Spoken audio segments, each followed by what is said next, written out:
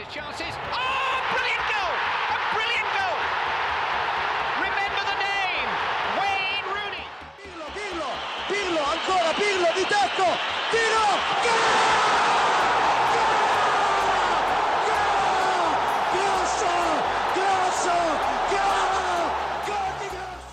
Andrea Pirlo will take, and it's volleyed, and it's in. A goal in 50 seconds from Milan. Oh, would you believe it? Paolo Maldini, the skipper, has scored it. Balotelli, Aguero!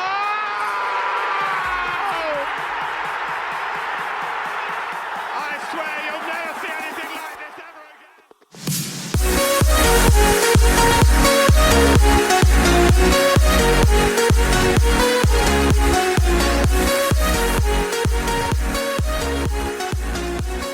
Welcome back to the Footy PHANS Podcast, episode 9 here. Andrew, Santo, and Joe as always. Just a little apologies for last week. We had no episode. Thanksgiving here in Canada was going on, and then there's also some scheduling conflicts that ensued the week after. So we are technically 1 week behind in the EPL schedule, but nothing crazy happened, I don't think. No. I mean, the standings and the table are pretty much as is. But yeah, this week here, we did have Champions League in the midweek, but again, it was difficult to, watch everything this week. There's other commitments going on, so we're strictly going to focus on the EPL just for this weekend. And, the biggest match of the week, Liverpool Man United. It was touted to be a clash of titans, Mo Salah versus Ronaldo, Rashford making his appearance, coming back versus Sadio Mane, and how they're going to clash and everything like that, and it turned into more of a bloodbath as opposed to a clash of titans. Yeah, I mean, we could talk all day about what happened in that game. Liverpool Man U is one of the games where it has so much history. Two of the top teams season after season going at it, and usually makes for a really competitive game. But in this case, it was just, like you said, a bloodbath and just one-way traffic all game. No consolation really for Man U, and I think it's gonna be a wake-up call for a lot of players. And Ole, obviously not 100% sure what's gonna happen because nothing's been announced. But I think there's a lot of talks about whether he's gonna keep his job or not after that one. Yeah, like it was a little hard to believe what was going on in the first 15 minutes. Yeah. When Bruno had that early chance, I was kind of thinking, this is going to be one of those matches where, it's going to be a little bit back and forth. I noticed that, but I think it went to show the difference between the two, how clinical Liverpool is in the box versus Man U just, squandering. If that shot goes in by Bruno, completely different game, but I think that's the difference between why Liverpool is at the top of the league and Man U's kind of slipping, because in those kind of games you have to take your clear-cut chances, which is exactly what Liverpool did. They scored their first two clear chances, and that put the game to bed, and really that was the deciding factor, I think. And I guess it also goes to show that maybe there's not enough in Man U to grind out a result when they go behind against a big club. So I think that's what's going to prevent them from getting to that next level. Yeah, like the team stats at the end of that match were 12 shots for United with 4 on target. And yeah, even if any one of those 4 went in, this could be a completely different storyline. Yeah. Like the Bruno chance, like you said, it was like the first 10 minutes It was or the first big chance of the game. Yeah. So yeah, that can turn the game on its head because, Salah didn't score until, Naby Keita scored in the 5th minute. Yeah. So that obviously kind of directed the game into Liverpool's favor. But yeah, if Bruno Fernandes would either equalize that or after that chance, it'd be a totally different story. But I was watching the post game afterwards with Paul Scholes and Michael Owen, and it was just a good dynamic because Scholes is like Liverpool legend or United legend, and Owen Liverpool legend, and they both were like basically coming down to the same conclusion with their arguments, saying that United just doesn't have like that grit in to push themselves to the next level. Like they mentioned that Cavani and like Ronaldo have like won in other places. Pogba has won in international, but everyone else has never won anything. Yeah, like domestically. I think maybe De Gea is like the last player on the squad that's actually won the title with United. Yeah. Like everyone else still haven't won, so they haven't gotten to like that that gritty part of the season where they have to grind out wins and like they like have to play how championship sides play. Right. Yeah. Yeah. And I think with this kind of squad they have, it is tough because City was in the same boat, but they brought in managers that have won major league titles. They're like, this is our guy. You know, even Mancini, like very successful in Serie A. And then they bring in Pep, who's, you know, that's the kind of guy you need if you have, I don't want to say an immature team, but a team that hasn't had that experience to win a major title. You need a coach that's going to push them to change, you know, their style or their kind of mindset around that, which they don't have right now. Yeah, I mean, what confused me about the game was it looked like Man U went into damage control when they were already just annihilated. Yeah. Okay. Which, you know, obviously you don't have, you know, a whole lot of control on, like, when goals are getting flooded in, you're like trying to enforce some damage control, and then by the time you do it, it's like done. I still am, and I've been questioning this with Man U for a lot of years about their midfield. I don't know how your club like Man U and your midfield has been in shambles since Sir Alex Ferguson retired and Paul Scholes retired. Yeah, like true. It's been a problem for how many years now, and they just can't figure it out. And the signings they've made there, I haven't been like really thrilled about. They don't have any solid presence, like every other top team does in the league, to just enforce that midfield. I think it's like a really big weakness in their team. And until they figure that out, I don't think anything's really going to work for them. And no disrespect to Fred and McTominay. Pogba, I thought was going to be that, but he's like in and out of the team. His performances have been kind of questionable, and I don't know how he's meshing with Ole. But you need that solid presence. You know, when you had Scholes and Carrick, Ryan Giggs, and you had Fletcher and Giggs, like, you know, that's why you were winning championships, right? And you can, you know, build the team around that, and obviously you get Ronaldo in there.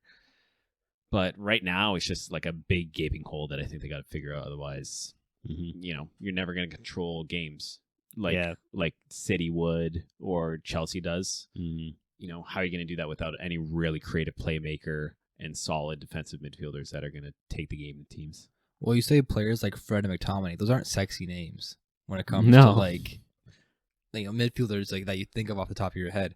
They're more like bit players. Yeah, but they're being forced to play, you know, starting 11 minutes. Fred not so much maybe, but McTominay for sure. He's been there for, you know, a season or two now. Yeah, and they shouldn't be the type of player that's like first on the team sheet, right? But that being said, it's difficult to change the players mid-season because like once you have like your roster, once you have your squad, like you're kind of set with what you have until January at least. So the only alternative to look at is the manager. Yeah. So maybe that the players that they have, they don't have the sexiest names to them. I mean, players like Pogba and Bruno Fernandes, they're world class, but they can only do so much. Yeah. So with that being said, you kind of have to look at Solskjaer and how he sets the team up tactically, because like, he could change the formation so that they don't get as exposed in the midfield. And even like the defense today, the defense was in shambles. Yeah. Like Harry Maguire was getting pulled out of position too easily, missing tackles. Like, you know, 3 out of the 5 goals, it was like wide open. Yeah. Like there was like one guy far post. Like the goal that Diogo Jota scored, him and Milner were like wide open far post. Like either one could have scored. Yeah. Like how do you leave 2 guys like that? So I think it also comes down to like, the players aren't maybe performing as well as they should. That could be development wise. That could be like, you know, they're getting exposed. But unfortunately, the easier change mid-season like this would be to sack the manager. Yeah. As opposed to, you know, starting from scratch and getting new players, because you can't do that until January transfer comes in. Right. So, yeah. I mean, I kind of had my doubts about Solskjaer going into this game because of the recent form that they've been going through. Like they played Atalanta midweek in Champions League, and it came out with like a really sketchy win, like last minute. Yeah. But they got completely outplayed. The week before, they just lost. Who did they lose to the week before? In Leicester. Was it Leicester, they lost to Leicester a week before. So, I mean, they've had, and that's just obviously result-wise, but they've also been playing poorly. Yeah. Yeah. But even the games that they have shown a positive result, they're not playing good. Yeah. And that kind of comes down to how Solskjaer is lining the boys up every game. And I mean, this game was at home too. Let's not forget that. Yeah, I know, which was super surprising. I mean, I definitely wouldn't have wanted to been Ole or any of the players on Man U getting that performance in at home. I mean, he got booed going into halftime, booed leaving the stands at the end of the game. That's rough, Brutal. man. And I know against Liverpool. Yeah, against Liverpool. Literally against the of all biggest teams, the biggest other rivalry, than the Man arguably, City in the world. derby, and other than Manchester derby, this is like the biggest game. Well, I in think England. this is probably bigger. arguably bigger than It this. is, 'cause they have more history, historically, yeah. Bigger than historically, probably the yeah, Manchester Derby. it's the biggest Geographically, ticket. yeah, geographic wise, plus like just how they've played. You know, the EPL only started 30-something years ago, about 30 years ago. Yeah. But before the EPL was official, Liverpool and United were like the two teams that just kept winning everything. So, Yeah, that was the game. so yeah, obviously there's a lot of history of that involved, and that's why again, like this game was portrayed as like a big clash of titans. And when you look at it at the end of the match here, the standings, Yeah. you know, it's what 7-point difference now between Yeah. United and Liverpool. So, I mean, we mentioned earlier in the podcast that around Christmas time, it kind of show the checks and balances of the season and like where teams are going to mesh up. But I think that's starting to be more prevalent now, even in middle of October. Yeah, We've had some weeks off for international breaks, and some players have been resting, and some teams are finding a little bit better form. But I mean, middle of October, you got United, you know, like I said, 7 points back of first place. Oh, sorry, Yeah. 7 points back of second place Liverpool. Like this might be a hole that they can't climb out of. no, I mean they're sad to say that it's looking kind of like the form they were in when it was like early in the Mourinho years and they were really struggling, or even like the Van Gaal era. Van Gaal years. You know, 3 losses, a draw, and a win in your last 5 matches. You know, it's tough, right? Especially with how competitive everything's been this year. You're gonna have to pick up a lot of results to get back into Champions League. Even, you know, you have Tottenham, Brighton, and West Ham outside of the top 3 that you're fighting a spot for. And even based on what Brighton showed today against City, you know, they did get pumped pretty good, but just how they were playing was a very different Brighton side than what we're used to. And, you know, I think even teams like that, it's going to be tough for Man U to compete against them if they're going to continue playing like this. Well, like Yeah. so go ahead, Joe. No, like you said, it's just that grit, really. Yeah. And look, going back to the midfield, and maybe this isn't fair to say, but you know, Man U spent a lot of money in the transfer window over the coming years, but I feel like a lot of it wasn't like tactically based. Mm-hmm. Like you buy Cavani, Ronaldo, Sancho, but you still have this gaping hole in your midfielder. Like you could have spent that money to get your, you know, I don't know, your version of like a Fernandinho or someone who's gonna like hold down the house or something. And even oddly enough, someone at work keeps saying this, like, yeah, we got Ronaldo, great, but like that's not what we need right now. Yeah.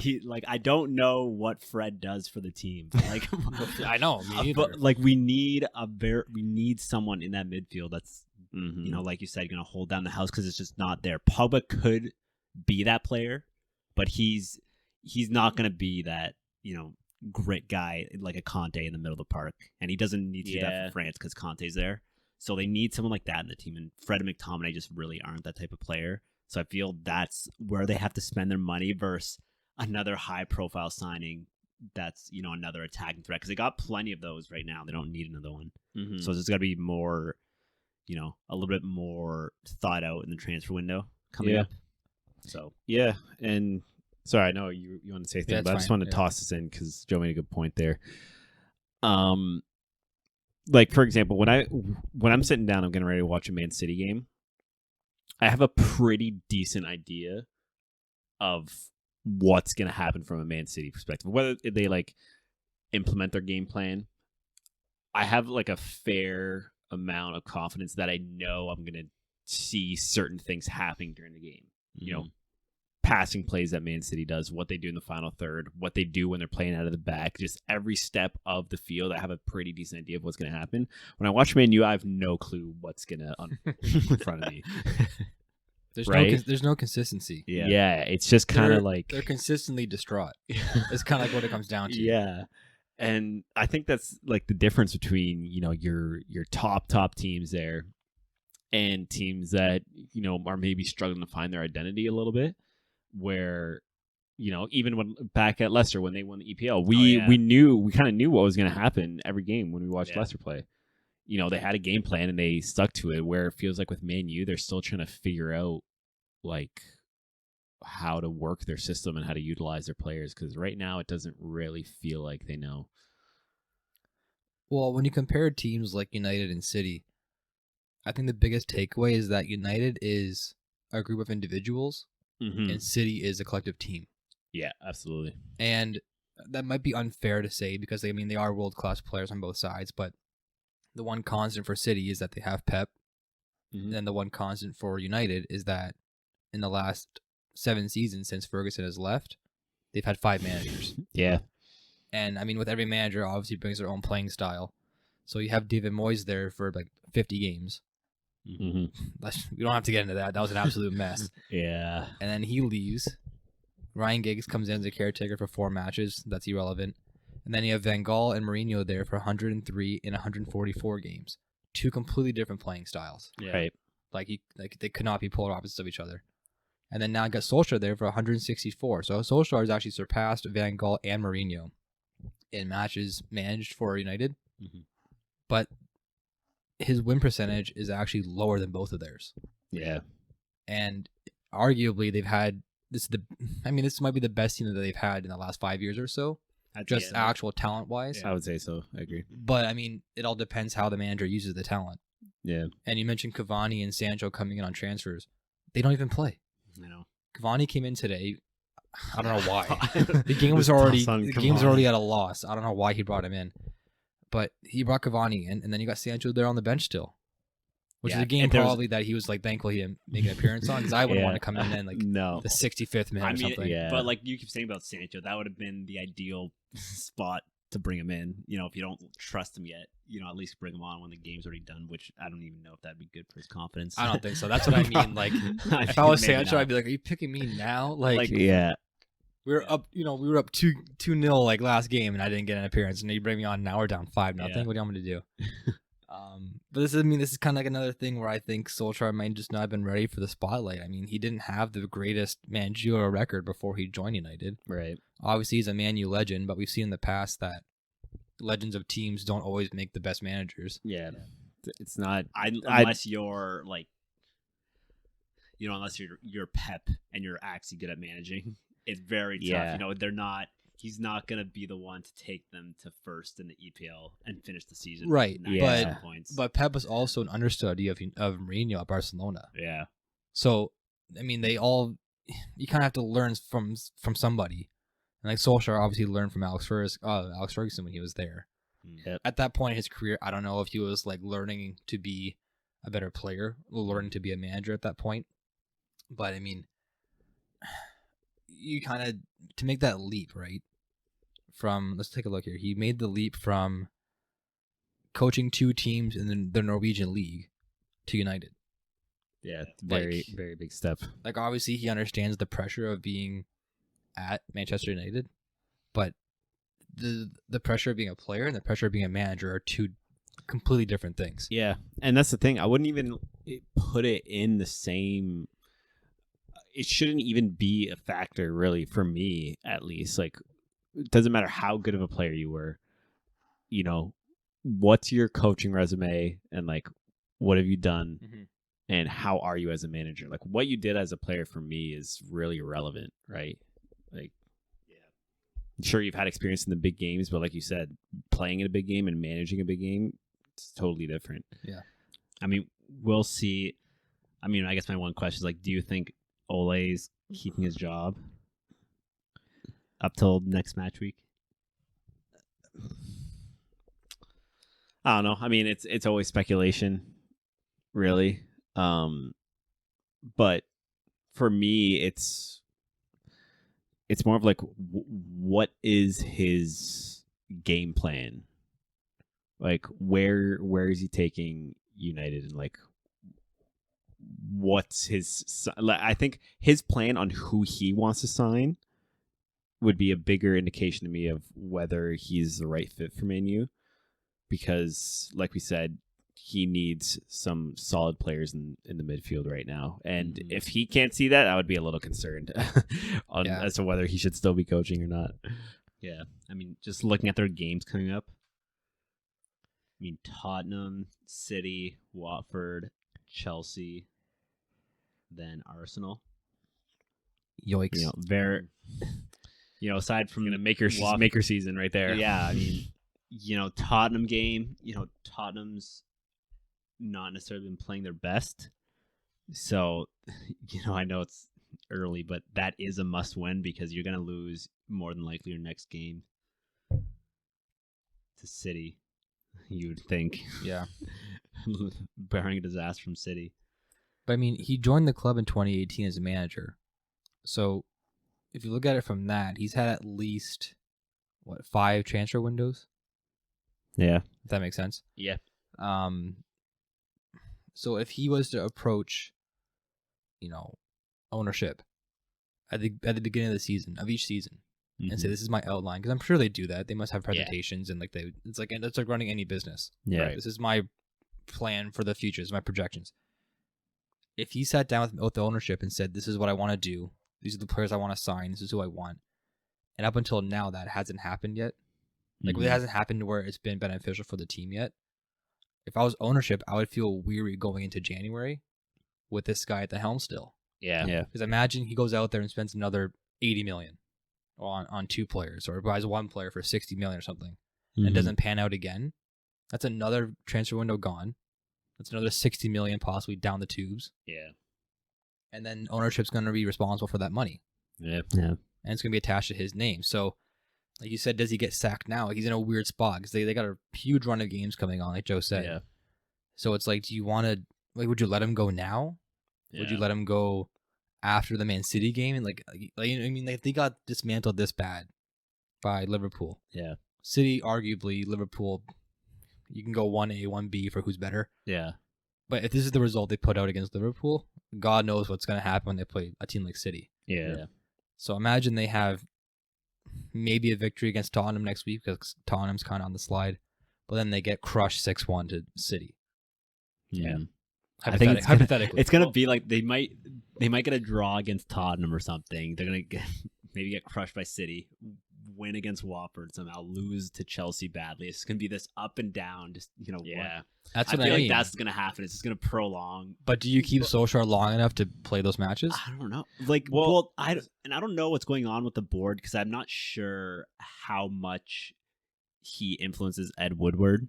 I don't know if the signings that get brought in are predominantly him or the board bringing in the players and he just has to work with them. I'm not entirely sure. Well, there's got to be communication between the two of them. Like, if they bring somebody in that he's not going to work with their system, then that's totally useless. Yeah, I know. Like a player like Sancho.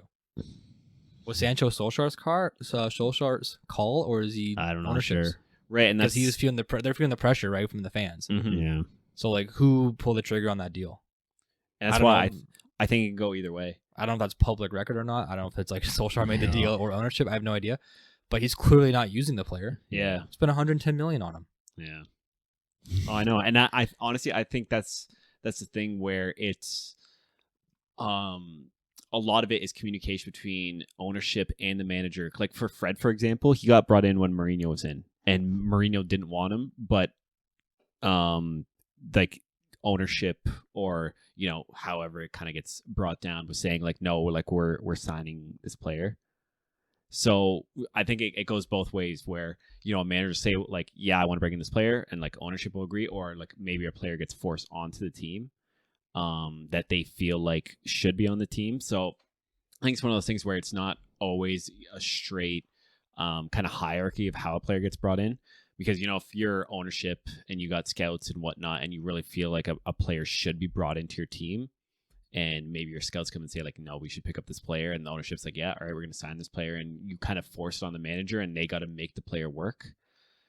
I think it's really tough for the manager because it's kind of like when you're put in a job and you're forced to do a job you don't want to do, and then you're doing a bad job and then you get fired for doing a bad job. So I can definitely see from the manager's perspective of how it's like you're really put in a tough spot where, all right, here's four players. Isn't really what we need, but like we need you to make it work. Yeah. Go on a string of bad games, lose all of them. Ownership comes along and be like, you're not doing a good enough job. And Yeah. You're going to be let go.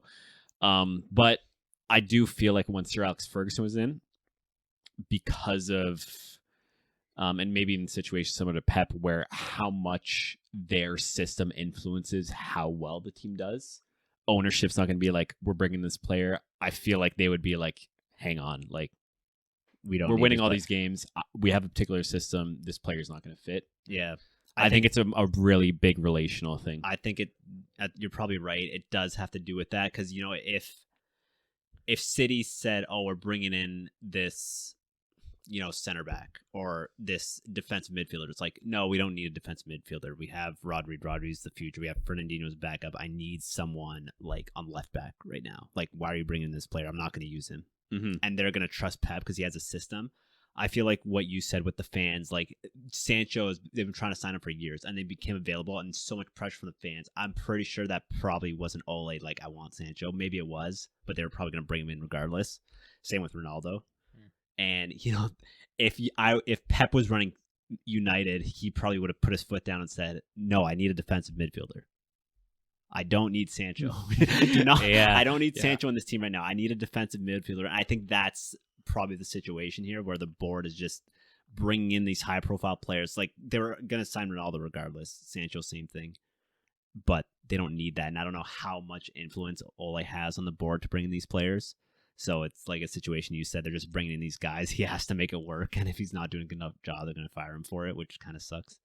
Because it's, you know, not entirely fair. No. Yeah. That's probably the situation. It's like a reverse Moneyball conundrum. Like, Best way to put it. Reverse Moneyball. Like Yeah. Billy Bean had his players. Some of them were crap, but he had a system. Yeah. He had to play the system, and it worked for him. I mean, Yeah, because he got to choose whether he benched players or not. oh yeah, it was totally in his control. Yeah. And then once the manager started listening to what ownership was saying, they started turning out wins. So I don't Walk know. into the room and say, just, you sold you sold Fred or Oh, something. yeah. It's like, Fred's gone too. That'd be Yeah. hilarious. You just come in like middle of like January. It's like, okay, yeah, Fred's gone. Yeah. McTominay's gone. Harry Maguire's gone. It's like, what am I gonna do? Yeah. You're killing this team. Well, I don't know. I mean, it obviously it's the toughest job in the world, I think, to be manager of a football club. Like, it's gotta be, yeah, because you're getting it from everywhere: fans, players, ownership, everybody, your wife at home. They're all giving you suggestions on like how to coach the team, probably. And, I mean, and it comes down to your decision, your call. And as a player, you know, you make a mistake in the 25th minute, you make up for it in the 35th minute. As a manager, every play that every choice that you make, it's going to be scrutinized. It's going to be dissected to like the nth degree, and then you're going to be held accountable for that decision for the rest of your life. Yeah. So I mean, and that happens 20 times a week as a manager, right? Yeah. So Very tough. I mean, I don't know if I want to do like a round table of like what we think Solskjaer is going to happen with him, but Honestly, I think if they lose to Tottenham and City, and I mean, this sounds obvious, but if they lose to Watford, then he'll probably be gone. I don't think he can lose his next 3 matches, which more than likely could happen. We'll see what happens in the Watford game. If they win against Tottenham, it could be a situation where it's just prolonged longer. It's like, oh yeah, we beat Tottenham. Oh, we lost City. Oh, we tied or beat Watford. Oh, we got smashed by Chelsea. It's gonna be one of those things where it's just up and down, like I said. Well, because I feel like they're a team right now where they're not like Chelsea, Liverpool, City, where you're expected to win every game. I feel like Man City, and it's funny saying this because this is basically where Liverpool was 8 years ago, I want to say, where you're a quote-unquote top team, but you can't go in expecting to win every game with the team you have and the way you're playing, because you just don't have that system and those massive quality of players like the top 3 do right now. So I think it's naive for even like the fans and ownership to go in thinking like, yeah, we're Manchester United. We're facing Brighton, who's 2 spots ahead of us, but we're expecting to win. It's like, like, yeah, sure, maybe like all the pundits, everyone's saying you're favored to win, but judging by your performances, like there's no indication that you actually deserve to win this game. So, like you said, you got to have grit. You got to grind it out like a team that is in 7th, and you got to earn every win, right? Yeah. So, how many games do you give Solskjaer? Like, what's your 2. date? 2 games. 2. Yeah, I give him these next 3 games. If he doesn't get at least 4 points from these next 3 games, then he's probably gone. I think you guys are being too generous. Well, I mean, if I was I think that's what's going to happen. If I was ownership, and I can't even speak for Ed Woodward, because if I was the Man U board, I would have changed the ownership by now as well. Yeah, for sure. So that's what what I I would would have done. Protests too. Yeah, I mean, it's just not cohesive. I don't feel like it's the same with. I mean, Chelsea, it's its own. With Abramovich, you can go slide down a million miles an hour in the wrong path in like 2 seconds. That's its own story. But with Liverpool and City, I feel like there's a very good connection between the manager and ownership, and I feel like that's that because they're winning though. But I feel like they're turning out results. I feel like the communication's more open to what is going to make the club successful versus, Man U, where it's like, oh, well, the fans want Sancho. Here you go. Yeah, well, I'm sure when Solskjaer got appointed, they had a great relationship together, but then he started losing. Yeah, I mean, like, but I think where did I hear it? I feel like they brought in Ole, and this might not be fair to say, but they brought in Ole because he would do what the board wanted. He was a yes man. You know what I mean? I'm not sure if that's true or not, but there was speculation about that's why he's kind of in the job, because he'll do what they say versus, City with his ownership. It's like, no, like this is what I need. Oh, I wouldn't be able to do that. Because then you have one hand tied behind your back with every choice that you make. Yeah. So you have to like go ask for like permission to make a choice when it's like should be your choice. Yeah. Like I doubt Pep has to go do that. Yeah. He probably tells them like, this is what we need. Yeah. It's like, if it doesn't work, you can fire me. But like Jurgen Klopp, like I feel like that's his personality. Jurgen Klopp does not go to his boss and be like, can I like do this? Can I put Keita in midfield today? Like, yeah, he does what the hell he wants to do, and I mean that comes with clout, that comes with pedigree, which Solskjaer does not have as a manager right now. Yeah, I mean, all obviously pure speculation, but I think it shows, right? With it's tough. I mean, if you're a good manager, you would have brought in a solid defensive midfielder by now. Yeah, I mean, and like the more we talk about it, the more it makes it sound obvious, and I think the fans know it because the fellow I work with, he keeps saying, he's like, we don't need this. We need a defensive midfielder, and the big gaping hole, and they obviously can't do it because they spent all this money on these. Well, they have Nemanja Matic too. I know, but he's not the guy. No, but I don't see him playing that often anymore either. He's being underutilized.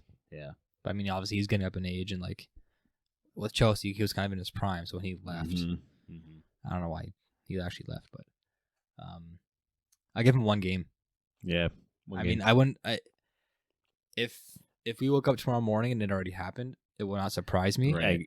I don't think it will happen, but if the result next week against Tottenham isn't positive, I could see it happening before the Manchester Derby. Yeah. Well, I mean, to be honest, he'll probably lose. He might lose to Tottenham. Well, they might lose to Tottenham. I won't say he. And then I feel like for whatever reason, it's not going to happen after that, and then I'm going to get pumped by City. And then if he's still that's around even worse. If he's still around for the Watford game, then it's going to be an uproar. Yeah, I mean, but you know what's going to happen? They're going to bring in someone new, and it's going to be the same story unless they bring in someone that's going to be able to influence the decisions going around in that club. Because then it's going to be the same thing next year. Yeah, you know what I mean. And if that happens, then I think there's going to be major questions around the board and whether they have to change, what's going on there, unless they bring in someone like amazing, like Rafa Benitez or someone that's gonna be. Yeah, I'm hearing Antonio Conte's name being floating around. Oh yeah, well, he's a free agent right now. He's not, he's not doing anything. He knows the English game. I mean, he kind of got run out of town. With Chelsea, but I mean, but if he gets brought in at the same kind of shenanigans goes, he might be the same situation with Chelsea, where just like, okay, you guys aren't listening to me, I'm done. You can fire me if you want. So. He's a guy with a big personality too. Like I feel like him and Solskjaer cannot be more opposite to each other. I mean, his playing style at Chelsea was more defensive-minded. That's just kind of natural with the Italian, the Italian in him. But then when he was coaching at Inter, it was all like counter-attacking play. It was kind of crazy. Yeah. Like at Inter, they played almost like Leicester did when they won the title. Yeah. It was very controlled in a sense where they allowed teams to come at them, but they never really seemed like they were going to get broken down. And then once they got the ball, it was just like quick, 1-2 passing up the field. Lukaku scores. Lautaro Martinez scores. Sanchez is still there. Sanchez scores. Like it was kind of crazy how they played. I feel like that they do. Now that you say that, that might be good for them, Antonio Conte and that kind of style, because they can't control like a high profile game with possession in the midfield. No. So they maybe just soak up pressure and counter, because they do have the players for that. And they're also right having now. a troubled time right now, like defending. Like, which is crazy because they brought in Varane, another high profile guy. He didn't even play today. he didn't play today, no. I'm not sure what's going on there, but Who was the center back today? It was Maguire and who? Or did they just play 3 at the back? I don't even know. Maybe that's the problem. It was just I can't even remember. It was just in shambles the whole time. I'll just check real quick. Don't even remember the center back. They're just non-existent. Oh, it was Lindelof. Yeah. I didn't even know he was there. I did not see Lindelof like at all today. I know. Wan-Bissaka, I noticed him a lot because he got forward. Luke Shaw got forward. But like they might as well have been playing 3 at the back because I didn't see Lindelof like in any play. And yeah, I mean, going forward with them, it's going to be really interesting to see how it shakes up. Like we talked about, like high-profile games coming up that at any point in the season will make or break your team, not including having the pressure that they have right now. Right. So I don't know if maybe the players will rally up behind Solskjaer and they play a little bit better. They might have a little chip on their shoulder and like want to perform better for him to keep his job.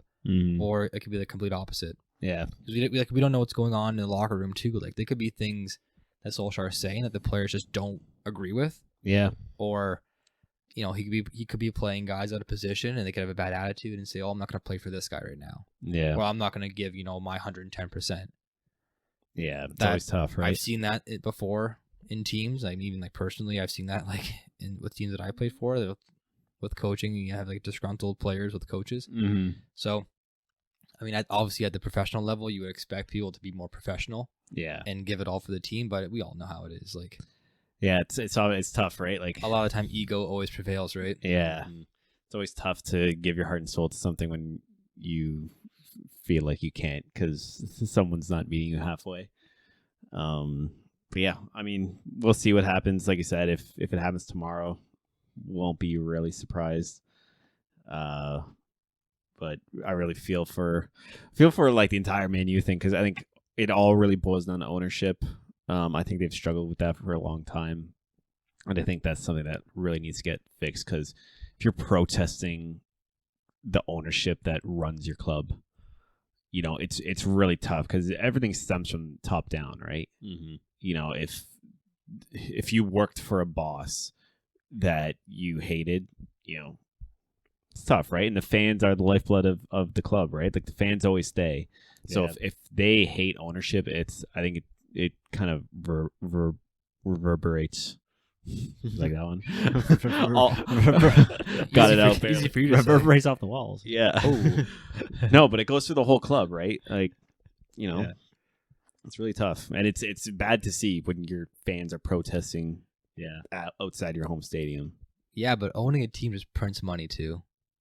Oh, it does. They made their money back on Ronaldo in like the first day just from money. jersey sales. Like he should change his number. they made it very clear that he was not changing his number, so you could have a new CR7 jersey from Man U. Because it's tough, right? Like imagine your ownership. You're running a business. You can sign Ronaldo, and you're going to make your money back on him in a day. Yeah. And then everything after that is going to be profit, and you're running a business. It's unfortunate that comes first for a lot of ownership. Because long term, I think having a really successful team is what's going to make and break the bank. And even now too, like with COVID being a thing last year and having games behind closed doors. Yeah. With being full capacity now or whatever it is, almost full capacity. And bringing in more high-profile players, they probably raise the price of tickets up too. Oh yeah, just to compensate for if they're doing 85% of capacity, they probably raise the tickets by 15, 20%. Mm-hmm. And they're going to buy into it. Yeah. You mean to tell me, like, United's not going to fill Old Trafford for a match, so Yeah. just by doing that too, it's all strategic. It's all planned out ahead of time. Yeah, they'll definitely make the money back in any loss from COVID from last year. Yeah. But with that, you want to bring results in too. Yeah. Like, it's one thing to obviously be a side that fills a stadium every single week and has really good players and be a pretty good team, but to be a really good team and to win titles, it's completely different. I mean, like, look at Leicester. Yeah. They have no history in the Premier League.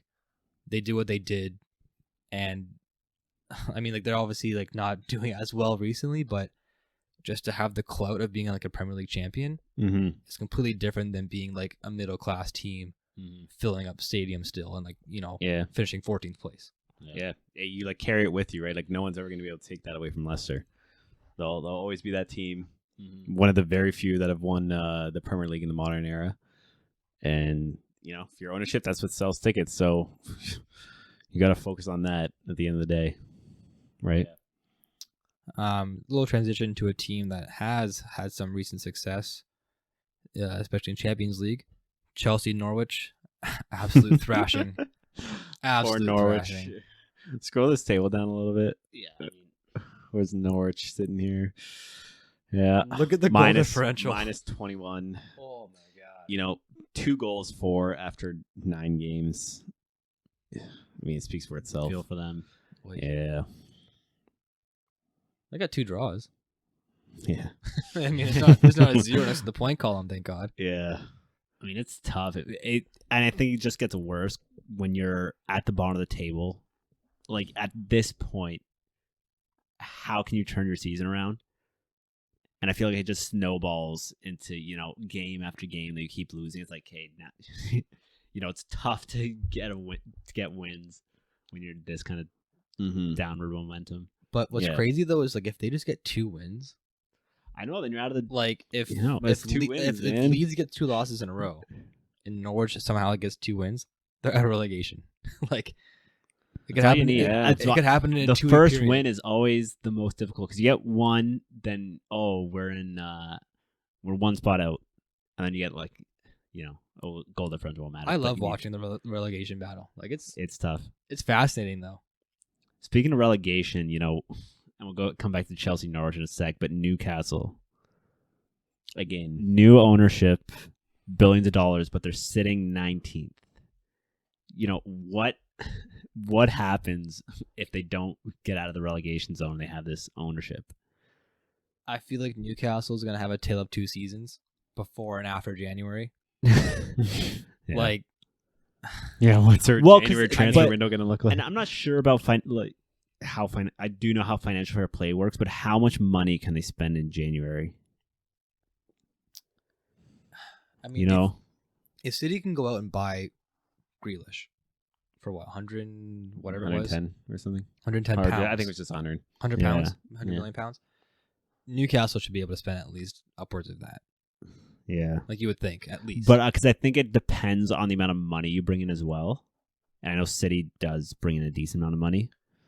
And I know Grealish was the only player they signed.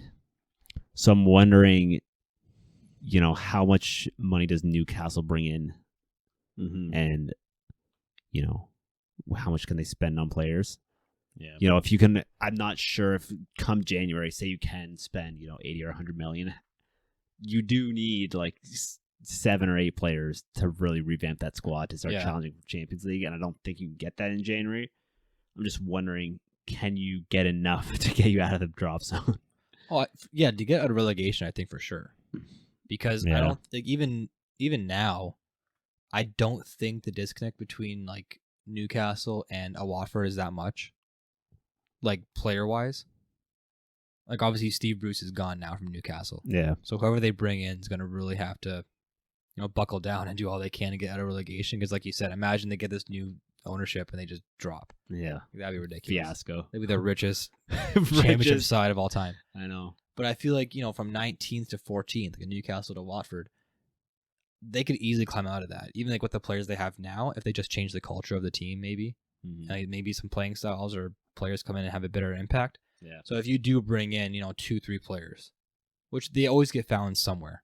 Mhm. Like you find a random kid from like Portugal who just like comes in the EPL and breaks out, or a guy from I don't even know Senegal or something like just off the board, and you give them a shot in the EPL and like they could actually make a difference. So I think if they're able to find those players in January, which I'm really sure they're going to, like they're going to do a hunt in January. Whatever scouts they have now for Newcastle, I mean, they might still be there, they might not be there, I don't know, but they're going to be put to the test. Yeah.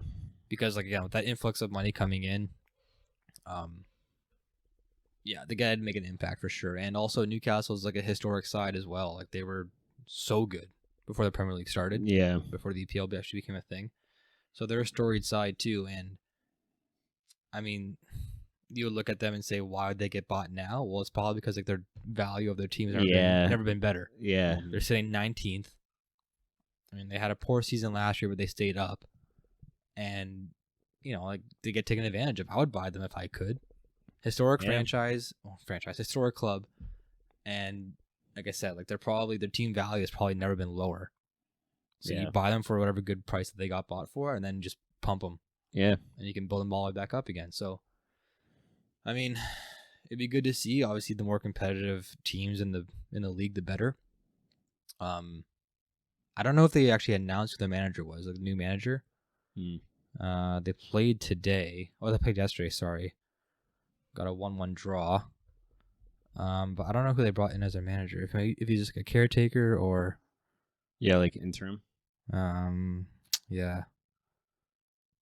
I don't see it right now. I wonder if we get like an Antonio Conte at Newcastle. Going to Newcastle? That'd be wild. Oh, man. Yeah, we'll see. I mean, like you said, I think I do agree that it was probably a really good purchase on their end. I just really hope they stay up. That would be Otherwise, that'd be very awkward. It like, would oh. be. It's like, oh, here's what's happening at Newcastle in the championship, though. It's Graham Jones. Graham Jones right now is the interim manager. So I think he might have just been on the coaching staff. Yeah. And he just kind of slid into the role after Steve Bruce. They said that they mutually parted ways. Yeah. He got canned. Like, You think? you all know what that means. Yeah, they probably put it out there in like their press conference or their press briefing that it was a mutual mutual consent. It says here that he left the position. He got canned. Yeah. I was always rooting for Steve Bruce. I always liked him. Me too. He looks so nice. Yeah, and I was rooting for him. Like, oh, like hopefully he keeps his job with new ownership. Yeah, I just want to give him a hug. Yeah, I've always liked him as manager. He's a Man U legend. Yeah, maybe he'll come to Man U. Whoa. I threw that, or I was like, can you imagine if Rooney that'd be a spicy meatball. left Derby for the Man U job? Yeah. Steve Bruce going to United would be crazy. Yeah. I mean, I'm not sure if I don't know. Could he take them to Champions League? Maybe. I mean, he's got a lot of experience. I think he's done with coaching, though. Yeah. I mean, I'm looking at his team's manager now. He has no like top team manager. Yeah. Mm-hmm. Like Newcastle, Sheffield Wednesday, Villa, Hull City, Sunderland, Wigan. Like it's all kind of like mid-tier, like there's always relegation battle that teams. group of managers that are just very solid. Yeah. He's a mid-tier table. Yeah. But I mean, he's so it's again like he's so solid that he gets like put into positions to try and stay away from relegation. But then he's always a new manager. Like something's not being. There's no Steve Bruce is managing this club this year. Yeah, it's like where's he gonna bounce to next year? Because we know he's not gonna stay. Yeah, that's hilarious. Yeah, but yeah, it's true. I mean, you always have your big profile managers. The one time I thought I was gonna see it where the guy coaching Liverpool back in the day, when he went there from Swansea. Brendan Rodgers? Brendan Rodgers. Yeah, Brendan Rodgers. I thought he was going to be one of those managers where, he's with Swansea, doing really decent for when they got promoted, and then went to Liverpool. I really thought he was going to take Liverpool by the horns because I just really thought he was a really solid manager for Swansea, and that didn't really work out. And went to Leicester and it's been doing really well. Mm-hmm. Maybe Eddie Howe gets another shot. The old Bournemouth manager. Yeah. He was a young yeah. stud with Bournemouth. He I was can see that. sick. Yeah. He can get a crack at Newcastle, get a crack at United maybe. I think there was speculation of that. Yeah. Maybe him going to United. I heard him going to Arsenal when it was Arteta being floated around. yeah. The new Arsenal guy, like when Okay. Wenger was like getting pushed out. Mm-hmm. Eddie Howe's name got floated a lot. Yeah. Yeah. Because that's when Bournemouth was starting to kind of decline a little bit. But like that's more of the team. I don't think it was him because he was there for 13 years total as a manager, Right. as well as being a player for forever. Mm-hmm. So I don't think his coaching pedigree was like the one that caused the decline of Bournemouth. But I mean, he would have been a good person to maybe slot in because he's still young enough that he knows like the new wave of the game, and Yeah. obviously he gave Bournemouth an opportunity to play in the Premier League division for a couple of seasons. So doing that's huge for them. Yeah. Yeah, and I always wonder with like especially managers like Eddie Howe and other like mid-table managers, I guess if that's even a thing, how well they would do with big ownership, being able to bring in players they want. Because obviously, if you're a mid-table team, you can't just bring in all these big profile players that are really going to fit into the system that you want to play. You really have to deal with what your team can afford. So I always wonder how well these managers would do when they really have all the funds that they need to build the players in the system they feel like would be the best system to play. So yeah, I think it'd be super interesting. Well, he'd have to prove himself first. He would. Imagine he just like Yeah. walks into like United in the boardroom and he's like, I want to get Messi. Well, everyone wants Messi. There's this guy named Mbappe from PSG. I think I want to get him on our team. It's like, okay, pump the brakes here, son. Yeah. Like, how about you go sign? I don't know. I can't think of anybody right now. Go sign. Eden Hazard. No, that'd be a good signing for them too. Yeah, No, I'm trying to think of like just a gritty guy. Like, I don't even know. Milner. Milner be sick. Who's a good journeyman? That's the thing too. Like guys don't really bounce around that much anymore. Like you look at the old players here, like they just play for 2 seasons, go somewhere else, play for another 2 seasons. Yeah, it's true. Oh, who's that guy? He was on Liverpool. Wicked left foot. Played for Stoke City as well. Oh, yeah. I hate him. Adams or something? Yeah. Charlie Adams? Is it Charlie Adams? I don't know. I can't remember his name, but the guy that scored from half.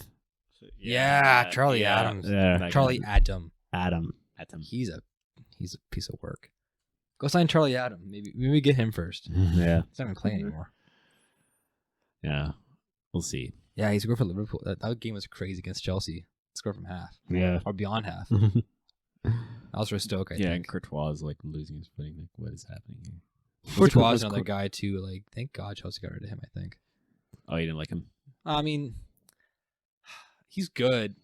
It's just so funny because we got rid of Courtois, who's like 6'5" or something. Mm-hmm. They bring in Kepa, who's like 5'6", and like they could not be different. Mm-hmm. I'm like, you bring Yeah. this like you leave this like giant goalie and they go send him to Real Madrid, and then you bring in Kepa. Yeah, now they got Kepa. arguably one of the best goalies. Yeah, Mendy better start getting some more recognition because like he's good. Yes. Yeah. I mean, in this game here, he didn't have to prove himself that much. 7-0. Mm. Like just from like the off of the game, like it was kind of dictated that Chelsea was going to be dominant. But I mean, Mendy's posted a lot of clean sheets. They only have 3 goals against the whole season, Mm-hmm. which Yeah, is I mean, wild. I mean, that's City's got 4, but I mean to have 3 goals against this deep into the season already. yeah, very solid. Obviously, having a structured team like under Tuchel is another guy who is a top pedigree manager. I mean, like the top 3 really stand out as a top 3. Yeah. Chelsea, Liverpool, Yeah. and City. You look at the players, world class, international pedigree, domestic pedigree, Mm-hmm. and then you look at the guys behind the team, Mm-hmm. setting them up every week, and you look at how they compose themselves. You look at how they expect perfection week in, week out. Just to bring it full circle to Solskjaer, I don't think he has that Yeah, mindset in his game. Yeah. Because when I watch United play, they're just individuals. Yeah. And I think he just literally says, this is how we're going to line up, but you go do you. Mm-hmm. And you look at a team like City and Chelsea and Liverpool, they play as a team. Yeah. Like, they fully engulf what it means to be a team. Yeah. No, And like you said, when I look at those top three, I'm like, it's so night and day between me and between them and, even the next, six or seven teams that some others would like, I know West Ham and Brighton aren't the biggest clubs, but Tottenham, Man U, Everton, Leicester, Arsenal, to me, it's just not even on the same level, I wouldn't even consider it a big six anymore. It's like, no, there's the top three, and then you have all these other clubs. Yeah, it's just so stark. From the beginning, we kind of predicted that there's going to be at least a top two running away from the season. Mm. And we also mentioned like at least three, maybe. Like, we never counted out Chelsea, never counted out Liverpool, City. Mm. Right. But this far in the season, I think it's only going to start showing more and more and more how good they actually are. Yeah, you're going to see a massive gap between the front three and then even fourth place. And I'll take it. Because like the last couple of seasons, it's been like a runaway both years, right? Mm. Yeah. City last year, Liverpool the year before. We haven't had a tight battle. If it's a three-way tight battle, Yeah, I haven't seen that in a while. Yeah. where, I mean, like literally at that point, like every game matters because you can jump 3-1 in one match, right? Yeah. One Yeah. match week. So, Chelsea, I mean, they did their job this week, 7-0. Handedly. Yeah. Really, all three of them did their job. Yeah, Really, really, all seriously. three of them did. Yeah. Again, like just clinical games. Yep. And, I mean, Liverpool, they beat City, obviously. City beat Chelsea. So now we need Chelsea to get it. Oh, Chelsea beat Liverpool. No, Chelsea not. I think they tied. They tied, that's Yeah. right. So, I mean, it's going to come down to a three-horse race probably. I mean, Yeah, like I said, City yeah. did their job winning 4-1 against Brighton, who's crazy that they're fifth place right now. Yeah. But that was another game where, by the 30th minute, the game was almost over. Yeah. I mean, 3 goals in first 30 minutes. Yeah. Goal Like, every 10 that's hard to minutes. come back from. And Yeah. Brighton snatched like a late PK at the end of the game. Then 80th minute, it was a PK. Yeah. Whatever, little consolation goal, but City walked in there and did their job and walked away with the victory. Other matches that stand out, West Ham beating Tottenham 1-0. Obviously, London Derby, Mm-hmm. always a pretty big match when that comes in. I mean, Tottenham too, they're another team where they could slide. Yeah. They could slide in the standings and you don't even think about it. Yeah. Yeah. They're just going up and down, right? They're kind of getting results, just over 500 for their season so far. 5 wins, 4 losses. Very, very average, I think, by their standards. What's crazy too, I just noticed, them and Arsenal are the only 2 top 10 teams with a negative goal differential. Yeah. And then the top 10. Yeah. It's there's ever an indication that you got to square it up in D. Boys. Yeah. But yeah, I mean, like you said, they're another one of those sides where, they probably consider themselves the top side, but you need to grind it out every game and play almost like you're not a top side. Like you look at City play, they, especially on their high press, they high press like I feel like bottom tier teams should high press, right? Whereas, I feel like they think they deserve it a little bit, but you always got to work hard no matter where you're sitting in the standings. Yeah. I mean, they could easily, like I said, they could easily slide to 5th or drop to like 9th. Yeah. And like, we wouldn't even think about it. Right. Yeah. What was I going to say here? Leicester beat Brentford. Brentford, another team that we, they were in the top 10 for a little bit. Mm-hmm. We kept saying how they're an exciting side. We have to keep talking about them more, but then they lose to Leicester. And then Arsenal against Villa. Arsenal making a little comeback here. Yeah. Just a few short episodes ago, we were talking about Arsenal getting relegated and how Arteta is going to lose his job. Yeah. Yeah. I think he's So what stabilized. the hell do we it, know? but- Yeah. Well, no, it's a good turnaround from them, sitting 10th, you know. I mean, I think the difference is Arteta has a strategy. I think a lot of it's modeled after Pep. Right, So yeah. they brought in a lot of young guys, and like I said before, they still do need some experience, like those grid players. But at least Arteta, has a game plan. So we'll see. Maybe in 2 to 3 years we see the manifestation of what they're trying to build there. But they are trying to build something. I mean, we'll see if it pans out. I know, as fans and like pundits like we are, we just expect like results now, Yeah. and like it's just being impatient.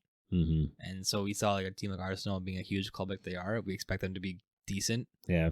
So when they started as low as they did, Mm-hmm. like obviously we're gonna jump at that. Yeah. Obviously we're gonna be dramatic. Obviously, we're going to say they're going to get relegated Yeah. and then relegated again. Right. So I mean, like, yeah, that we mentioned that, but obviously that was not gonna be truthful. But I mean, I don't see them contending for years. Yeah. Right. Yeah. So last podcast, we brought a new segment in called LKG, Low Key Good. So what we're going to do is have our each suggestion where we're going to put forth, put a little sauce on it to, pitch who we think is low key good player of the week. And then at the end, we'll decide like who actually Put wins. forth your player of the week. Choose your character. Choose your character. So I chose Mateo Kovacic. Obviously Chelsea bias involved a little bit. I just don't think he gets the recognition that he should deserve. When he first came to the side, he wasn't always making starting 11. He kept coming in different roles, but under Tuchel especially, he's just been like one of the first guys on the team sheet. I think if you don't have Conte playing or Jorginho playing, I think he still makes the side every once in a while, and he more times than not proves why he should be in the starting 11. He does the dirty work. He has more of an offensive threat than N'Golo Kante does. Because when Kante gets the ball, sometimes I get so nervous because like he doesn't have the best, offensive ability, I think. But we see time and time again how Kovacic can play a pass. He set up the he set up the Callum Hudson-Odoi goal this week with a beauty through ball from like a 20, 30-yard pass. And like I said, he just kind of is always in the mix in the team, and I feel like this is probably like a very common trait that we're going to say with the LKG player, because like it's just the guy that kind of gets the unsung hero of the week, or and I think they're going to be similar players almost every week, but we'll try and change it up when we can. But my suggestion for this week is Mateo Kovacic. Yep. I went with Naby Keita on Liverpool. I know he scored on the weekend, and lately he's been scoring a couple bangers from outside the box, so people have taken notice. But on a team where there's tons of stars like Virgil van Dijk, Mane, Firmino, Salah, he's just kind of there, and you don't notice him a lot, especially except the last couple of weeks where he's been scoring bangers. But he's someone you don't really notice, which I guess in his position is kind of a good thing. Like he doesn't make a lot of mistakes, but he gets into good areas, and he's always a threat. So, going with Keita. We'll see next couple of weeks if he keeps scoring half volleys from outside the box in clinical goals. But Okay. Well, I feel weird calling mine low-key good because he does get talked about a lot, but I don't think enough value is brought to a lot of other teams that don't play City's style. Because I'm going to go with Joao Cancelo. Just because it really highlights how City play and how the game's evolved when you have inverted outside backs. Typically we're used to seeing them play a lot like a wing back role, and they're like hugging the touchline and getting forward that way, and swinging crosses and doing that. Until Pep came to City, I really didn't see a lot of the inverted defender play where you have your outside backs coming inside and collecting the ball and playing in Cancelo's situation, almost like a center midfielder and forward at times, where they're coming inside and they're playing like a midfielder and, getting a lot of touches on the ball and then creating chances for their team. And I think that gets really undervalued by a lot of teams, and it really shows in terms of how well City can keep possession. A lot of times when you have a player that's your outside back, where, in the old days, you would never have a player with that amount of skill at their feet playing outside back, right? And then they come inside and they can be a playmaker. So it goes to show that it lets City be able to create chances from anywhere. Whereas other teams, you're, I don't want to say stuck, but you're kind of stuck with the players you have playing in midfielder to create something, as opposed to being able to have a player in any position be able to create something. So that's why I would go with him. And, last few weeks he's scored in Champions League, really good goals, and he's just been really solid for them. And that is why I'm going to put Cancelo forward as my LKG Player of the Week. Nice. So let's do a little bit of vote. Can't vote for yourself. You don't pick. Okay. Joe, you free picking? vote tier here.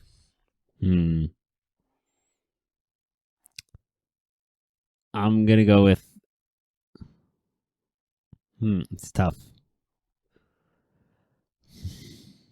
Joao. Okay. Who you got? I'm gonna go Naby Keita. Ooh. So do I strategic vote here to make it a 3-way tie? I'm gonna think of Kovacic or Keita.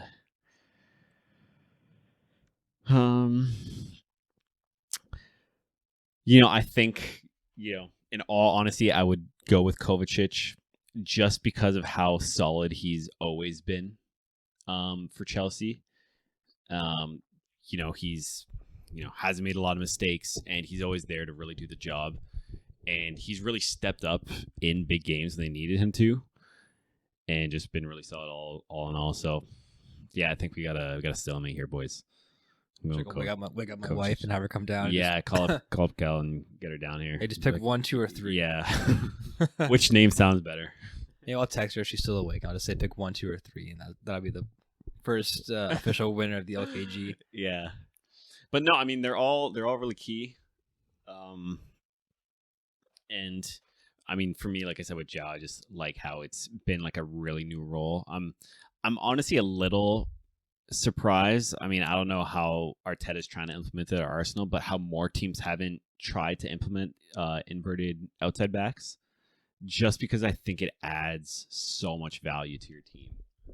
Well, I feel like it's hard to find those players. I think it's hard. very Because, hard, right? Well, you look at guys, even Zinchenko and Joao and even Walker, they're all really solid and they're all good with the balls at their feet. I think for a lot of teams it would be tough to play that system because their outside backs maybe can't see that 20-30 yard pass the way that Joao and Zinchenko can, because when they go inside it feels like they're comfortable and they act like midfielders, Yeah. So I think in that sense maybe that's why. And I think it's really because Zinchenko plays midfielder when he plays international, right? It's really tough. Say you're Leicester or even United at this point. If you go to a really solid midfielder on an international squad, like Zinchenko, be like, you're going to come play outside back for us? Yeah. You'd be like, no, right? Whereas, you have someone like Pep come to you and be like, we have this system. You're going to come play outside back for us. You kind of buy into the system. Yeah. Right?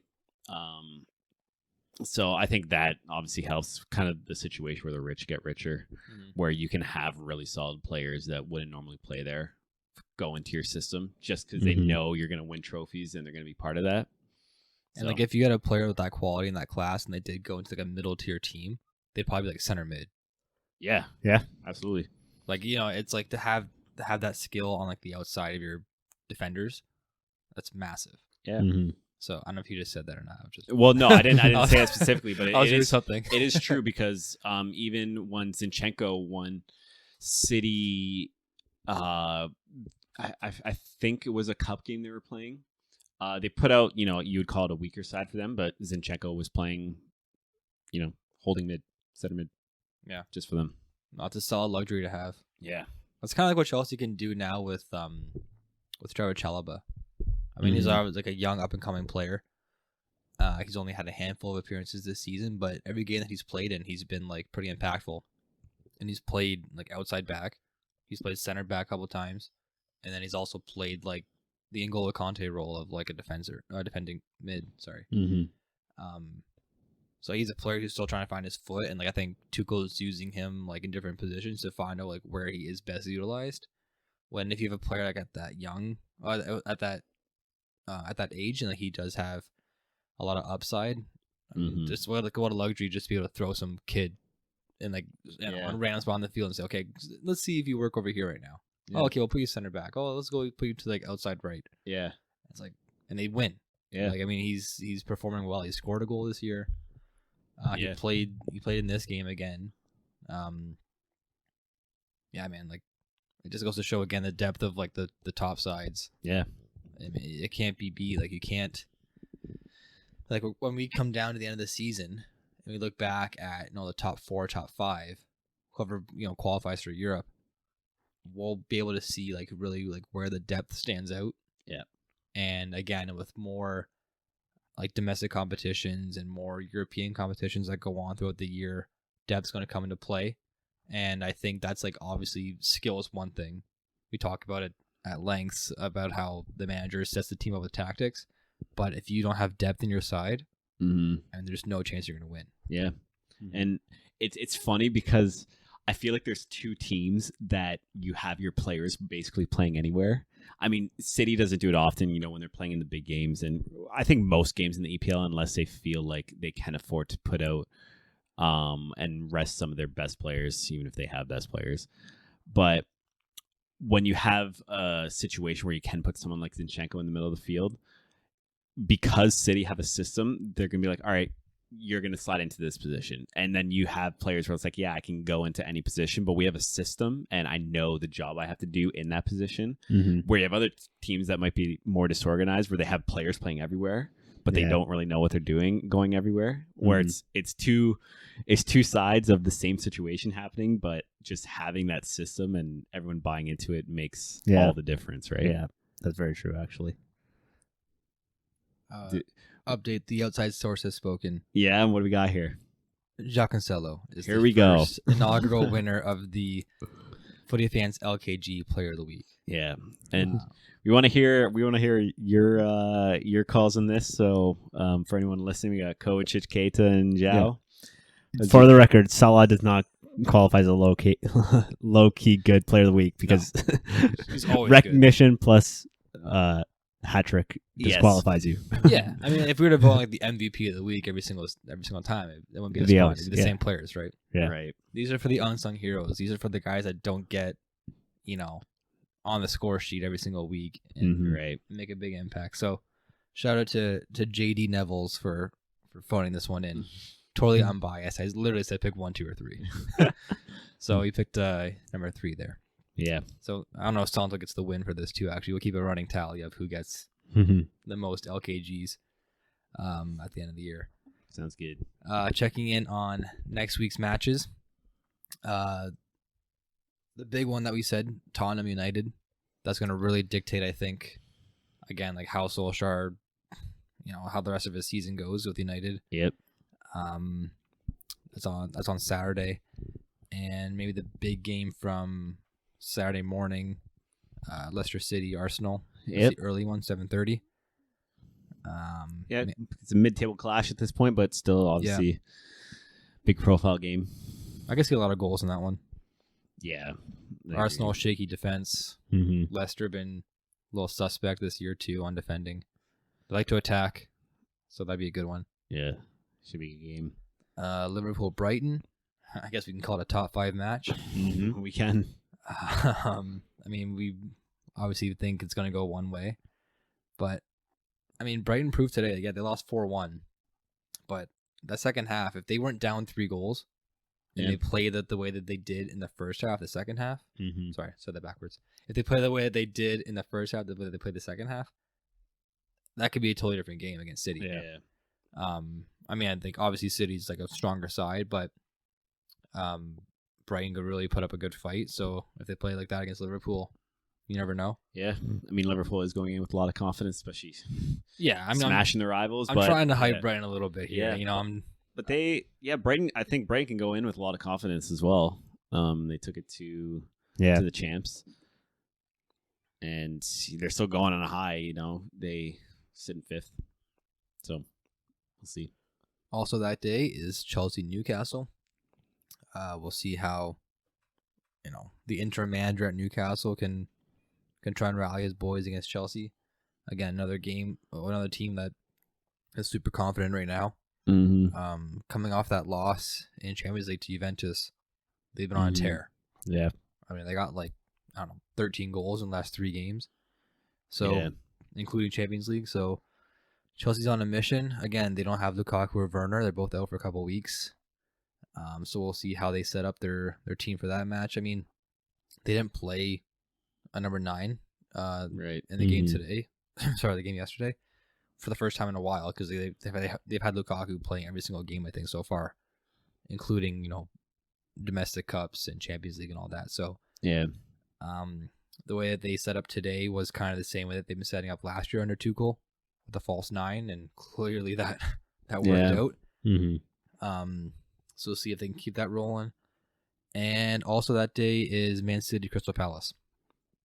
So yep, and City always tends to struggle against. I know. I was just gonna say, there's always that thing with that Crystal Palace has with City, like a trap game.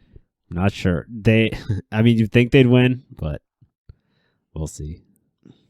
Yeah, there's not one huge standout match, which I mean, we've been blessed the last 2 weeks. Yes, with some pretty high profile games, and then the next week after that is the big Manchester derby. So, we'll take a little backseat to this one.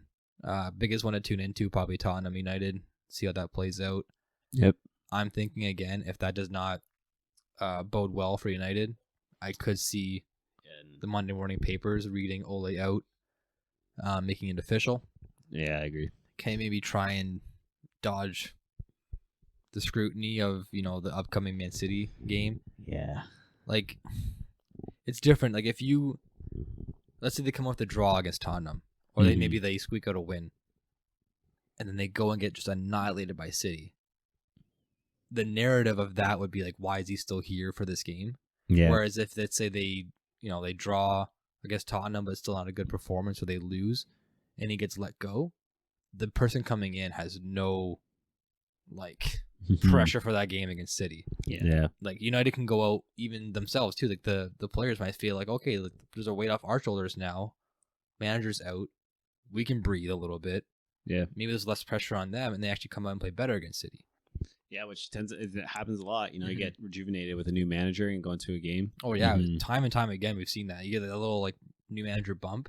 Yeah. You go on a run of 4 or 5 wins in your first couple games with a new manager. I don't know if that's going to happen, obviously. Yeah. If you're United, I don't think you bring in a high profile guy right away. Mm-hmm. Yeah, you wait. And leave kind of the excitement on who's going to go in, because it could be strategic. Wait till before the City derby or the Manchester derby to announce anything that's going to happen, just for the hopes of getting the best performance you can and saying you beat the champions. Mm-hmm. Yeah, right. The phone is hot right now too.